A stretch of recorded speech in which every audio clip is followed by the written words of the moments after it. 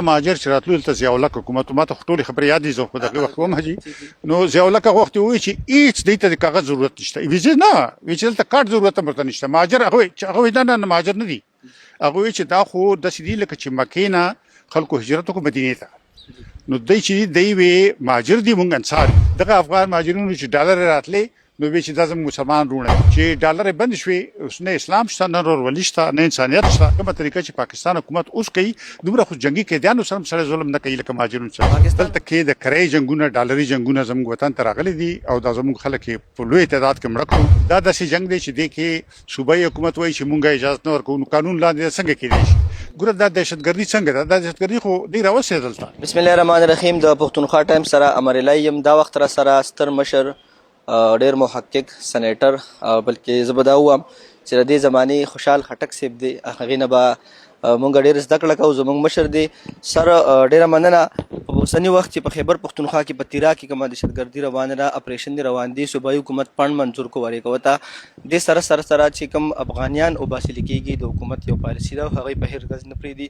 تاسو سر څه ګڼئ دې ته په کوم نظر ګورئ ارزای چې دا جنگ خو تاسو که خیالي د افغانستان کې چې جنگ شروع شوی دی او په دې طریقې دا جنگ دلته زموږ کور ته راوړی دی سرو طاقتونو امریکې روس اوس امریکې چین جګړې دي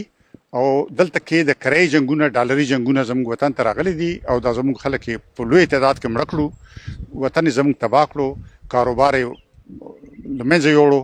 نو دا ډېر بد حالات دي پښتونخوا کې او دا مسلط کړی شوي دي دا جنگ پښتونخوا کې نه دی اوچت شوی ګوره دا دهشتګردي څنګه ده دا دهشتګردي خو دی راوسې دلته د افغانستان کې چې جنګوله خو دلته کې نه ولې وکړی او اوس هم هغې دلته کې جرړې کړي نو دا دی دلته راوسې ده نو عرض چې دا داسې جنگ دی چې دی کې صوبایي حکومت وایي چې مونږه اجازه نه ورکوو نو قانون لاندې څنګه کېدای شي ځکه چې دا خو آئین کې آرټیکل 245 245 لاندې کېږي او هغه صوبایي حکومت راغواړي مګر صوبایي حکومت وایي چې موږ نه راغوښتې دغسې که تاسو ګورئ بیا آی ډي پیز ته هېڅ هغه نشته یعنې هغې دپاره هېڅ یعنې سهولت نشته هېڅ بندوبست نشته نه مرکزي حکومت شته نه صوبایي حکومت شته نو دا ډېر یعنې ناروا خبره ده پښتون دښمنه خبره ده او موږ د دې مزاحمت کوو او موږ وایو چې په کار دا ده چې په صوبایي حکومت مرکزي حکومت سیاسي پارټۍ ټولې کښېني مشوره وکړي او سیاسي پارټۍ وایي چې موږ هېڅوک نه وایي چې دا زموږ جنګ دی هېڅوک نه وایي نو دا څنګه جنګ دی چې زموږ وطن ته دی راوړی دی بېغوره او افغان مهاجرینو سره هم ډېر ظلم وشو ډېر دغه افغان مهاجرینو چې ډالر راتلې نو وایي چې دا زموږ مسلمان رونه دي چې ډالر بند شوې اوس نه اسلام شته نه ورولي شته نه انسانیت شته نو دا ډېر بین الاقوامي قانون خو شته که نه هغې خلاف ورزي ده په کومه طریقه چې دی په زور وباسي موږ نه وایو چې تل به هغې مګر دا چې دا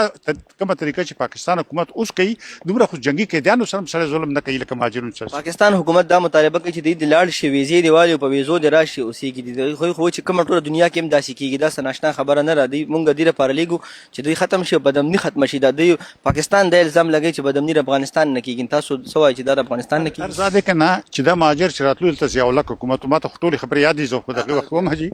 نو ضیاء الحق هغه وخت وایي چې هېڅ دوی ته د کاغذ ضرورت نشته ویزې نه وایي چې دلته کارت ضرورت هم ورته نشته مهاجر هغه وایي نه مهاجر نه دي هغه وایي چې دا خو داسې دي لکه چې مکې نه خلکو هجرت وکړو مدینې ته نو دی چې دی وی مهاجر دي مونږ انصار یو لکه چې مکې تاریخ کې